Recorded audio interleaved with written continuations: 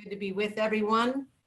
What I'm going to try to do is set out some of the legal considerations that face us as we consider the issue of sanctuary. So I'll dive in. First, with a little bit of background. I think you all know that the reason that the idea of sanctuary is front and center right now is that the Trump administration, President Trump issued an order on January 25th called Enhancing Public Safety in the Interior of the United States, which essentially ordered the federal government to step up efforts to enforce immigration law. And what it orders the federal government to do are increase deportation efforts to include people who have criminal convictions, have been charged with crimes even though the criminal court proceedings have not been completed, who have committed criminal acts that have not even been charged, who have engaged in fraud with any government agency, who have received welfare benefits unlawfully, who have a final order of removal but have never left the country, and who otherwise pose a threat to public safety or national security. That's the priority order that this executive order places on the deportation efforts. But the reality is anyone that meets any of the criteria for being in this country illegally, the Trump administration is stepping up the efforts to enforce the immigration laws against them. In addition, I'm sure you know that the administration is trying to hire an additional 10,000 deportation officers, punish states and localities who refuse to allow local law enforcement to cooperate with the federal immigration effort. The executive order also makes measures to help victims of crime that have been committed by undocumented immigrants and to collect unpaid fines from undocumented immigrants. So that's what the Trump administration has done. That has sort of, I think, prompted this renewed interest in sanctuary and providing sanctuary. So that leads us to the question of what is sanctuary? Let me stop for a minute and talk to you about something that's not our kind of sanctuary, not the kind of sanctuary that churches might provide, but you hear sanctuary in another context, which is sanctuary cities. So we've heard about sanctuary cities. Sanctuary cities are cities that have decided that they're not going to require their local law enforcement agencies or officers to cooperate with federal immigration officers. And what the Trump administration how they have responded to that is by ordering that they'll deprive federal funds from the cities that take those actions. But that's what a sanctuary city is. It's a city that says, we're not going to go an extra mile to help you with those deportation efforts. But that's not what we're talking about in the church context. Well, what are we talking about? Sanctuary typically has meant historically providing shelter, providing protection from removal by government authorities. And the first thing, but what you need to know is that there's no legal definition of sanctuary. There's no law that provides a sanctuary exception to the federal immigration laws. And so the governing law that governs everyone, including churches, is the harboring law under the Immigration and Nationality Act, which prohibits individuals from concealing, shielding, or harboring unauthorized individuals who come into and remain in the United States. And violation of that law is a felony. It can result in a fine. It can result in imprisonment for up to 5 years. It applies to everyone. There is no First Amendment exception to that. Let me read you the elements. So if the government were trying to prove a case against someone who they believe was harboring someone who was in this country illegally, the government would have to prove the following: that the alien entered or remained in the United States in violation of the law. And so there are several ways to be in the United States in violation of the law. You can come in undocumented. You can come in legally with a visa and overstay your visa, or you can come in and on a visa and violate your visa. So if you have a visa that doesn't allow you to work, but then you work with that while you're on that visa. So those are the three basic ways for someone to be in this country and be considered to be in the country illegally. So the elements of harboring are: the alien entered or remained in the United States in violation of the law. The defendant, and that would be anybody that tried to help out that person, concealed, harbored, or sheltered the alien in the United States. The defendant knew or recklessly disregarded the fact that the alien was in the United States unlawfully. And the defendant's conduct tended to substantially facilitate the alien remaining in the United States illegally. So those are the elements that the prosecutor would have to prove if he or she were trying to find one of us criminally liable for harboring an alien. Now, there's some lack of clarity in the law about exactly what harboring includes.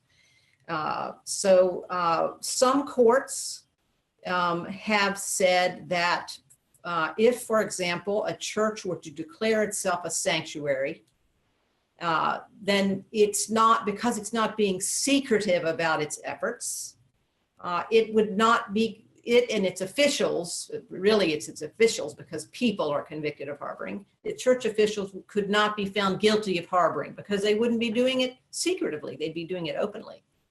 Other courts in the US have said it doesn't matter whether you're doing it openly or secretively. If you're providing shelter and you know, or you're recklessly ignoring the fact that this person is in the country illegally, you're guilty of harboring. We're on the unfortunate situation that the courts that cover DC and Maryland, so the Fourth Circuit Court of Appeals and the DC Circuit Court of Appeals, have not answered this question. So we don't know what tack they would take in that instance. As a lawyer, of course, I would say we'd want to go into this, any decisions anyone makes about what they want to do in this situation. I would advise you to take the most conservative view. In other words, assume the worst. Assume that the DC Circuit or the Fourth Circuit Court of Appeals would find that by merely sheltering someone, you'd be in violation of the law, whether you announced that you were a sanctuary or not. Now, let's talk a little bit about the pros and cons of announcing that you're a sanctuary. And when I mean sanctuary, I mean a sanctuary that's providing shelter. We'll talk about the other aspects of sanctuary later, but shelter is, I think, the main area of interest, certainly for this webinar, and it's the one that raises the biggest legal issues. So let's look at the pros and cons of declaring oneself a sanctuary that provides shelter. If a church decided to declare that it was a sanctuary providing shelter to people that were here illegally, it might, again, we don't know because we don't know what the law is in DC and Maryland, but it might reduce the chance that your church officials would be prosecuted for the felony of harboring. On the other hand, because we don't know what the law would be, if you had an aggressive prosecutor, it might be used to show that church official had the intent of violating the law. So it could either reduce the risk or increase the risk of prosecution for the church official. But one thing it would certainly do is it would flag for the immigration officials the presence of people that were illegally in the country. So you can't underestimate the fact that it's going to increase the risk for folks that are taking advantage of that shelter, that the church has flagged for the authorities that there are people inside here that are illegally in this country. So that's something to keep in mind. Now, as a matter of practical application, you probably are aware that during the Obama administration, the ICE and Customs and Border Patrol both issued memos that called out certain type of institutions, which they called sensitive locations, and that's churches and schools and public outdoor religious ceremonies, whether they're funerals or weddings, and they get special attention under the Obama administration memos. And the Trump administration, the Secretary of Homeland Security has said, and it's still true as of today, that those directives are still in effect. And these are not, it doesn't have the effect of law, so this could change any day, but sensitive locations get special treatment, and I'll explain what that treatment is in a minute. But the good news is the same special treatment that the Obama administration was giving those locations is still in effect as of today under the Trump administration. And so what does it mean? What do you get if you're a sensitive location? Well, that means that the immigration officers, they can't come in and take action except in special circumstances. So they don't have the free reign that they have everywhere else. An ICE officer has to get high-level approval before pursuing someone or pursuing any kind of action in a church or a school or any of these types of sensitive locations.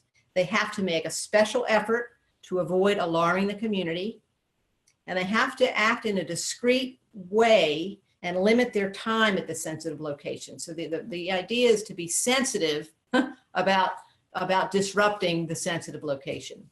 So that's still in effect. Now, there is an exception. If there was someone who poses an imminent threat, a national security risk, if there were immediate pursuit of a felon who poses a danger to the public, a risk of destruction to property, those directives fall away, and the enforcement officials could go into the sensitive locations just like they could anywhere else without getting the extra approvals. But in a regular day-to-day situation, sensitive locations still get this sort of extra protection under the direction coming out of the Department of Homeland Security. So for a church that decided that it might want to offer shelter, you've heard up front what the risks are. The risks are that it's a prosecutable offense, but at least as of today, it looks like the Trump administration is advising its agents to avoid tracking people down in these sensitive locations. It's something that could change. It's a matter of just their discretion. So what happens if you do decide to shelter? You have to remember that ICE agents can enter a public space without a warrant at any time, just like could any other public space. So if you're talking about public worship, a period of public worship, you can't stop an immigration official from entering the public worship space.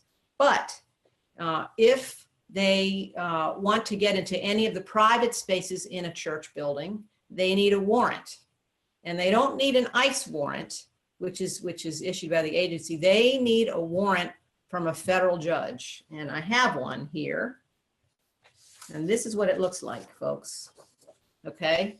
So, and what's key about a warrant from a federal judge is that you've got the name of the court up top, And you've got at the bottom, you've got the title and the name of a federal judge. Here it's a magistrate judge who has signed the warrant. And so the reason I show you this is that if a church has decided that it wants to provide shelter, if it wants to provide sanctuary in that form by providing shelter, you need to inform the officials, everyone, all the officials in the church, how to deal with an approach by an ICE agent. And you have to have every right to ask to see a warrant, every right to ask to see a valid warrant issued by a federal judge. If you're not provided with that, you can instruct the agent to leave the premises. Okay. The other thing you ought to do is the minute an ICE agent comes and wants into a private space of the building, you really ought to call a lawyer. And you should absolutely give no false information. Church officials, for example, if an ICE agent arrives and wants to quiz a church official about people that are in the building or their immigration status, you have the right not to answer questions. But the first thing you ought to do, you should invoke your right not to answer questions, and then you got to call a lawyer and have a lawyer accompany you through this process.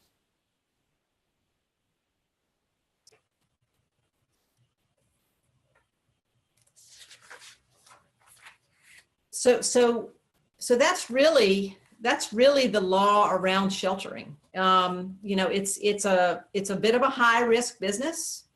Cardinal Wuerl was interviewed in the Washington Post recently, and I think he said it right when he said, when we use the word sanctuary, we have to be very careful that we're not holding out false hope.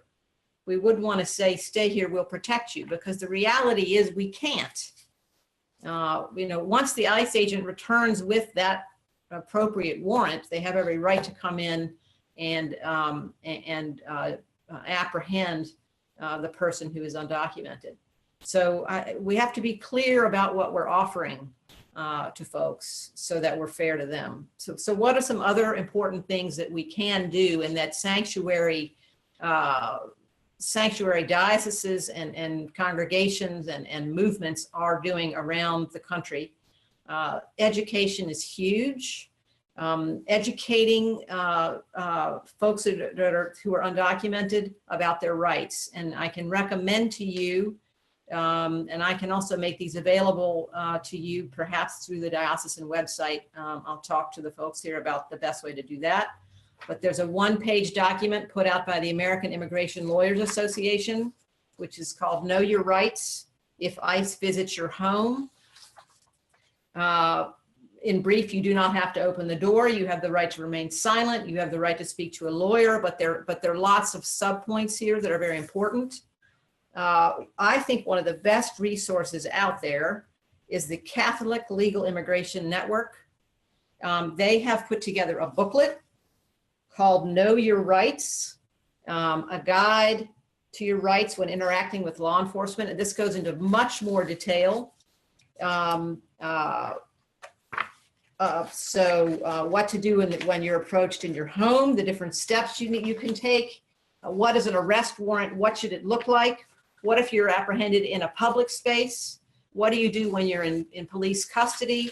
This is a fantastic document.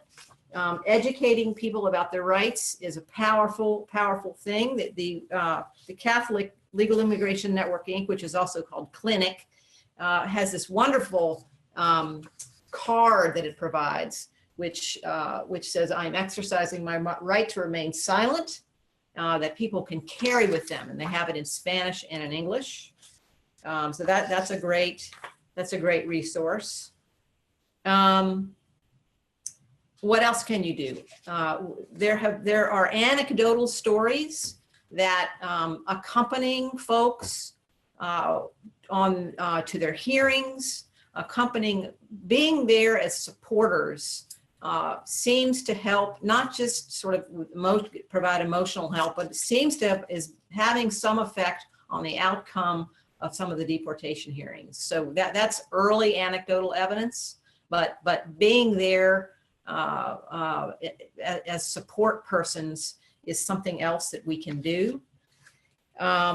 There are also networks of folks who are forming to respond, rapid response groups to respond when there are ICE raids. So when there's a raid, now you have to be careful here because you need to make sure, I mean, well, maybe you don't want to make sure, but you should at least be informed about what you can do and not violate the law. But for example, there are some groups that have put together rapid response networks that can send out an alert so that people show up where a raid is happening. They perform peaceful protests. They record what's happening, but you need to make sure you know what the laws are where you are about recording. So there are you show up with signs. And then have some people that will accompany the folks that are being captured up in the raid. So there is that. Other things that folks can do: gather up information about citizenship and provide it to people. Offer connections to lawyers who can help with legal advocacy, English language support. And one of the things to consider, getting back to our very initial conversation about harboring, is that if a church is providing housing or food or transportation to people regardless of their immigration status, and is not sort of recklessly turning a blind eye to the immigration status, but is genuinely providing those kinds of services to all sorts of people, regardless of their immigration status, that could well be a defense to harboring, because harboring is not the intent of those kinds of services. That's a kind of service that is aimed at helping everyone. So I think that's the substance of my comments. I can also tell you that there's an FAQ that the ACLU has put out that is somewhat helpful. I say it with some caution because I don't entirely, I'm not sure that it covers some of the concerns that we have in DC and Maryland, because our law has not been clarified about how strict the courts are going to be on what harboring means. But there are other points that are helpful on the ACLU memo, and I do understand that they may be updating it. So there are a zillion resources out there on how people are helping undocumented immigrants beyond sort of the sheltering issue.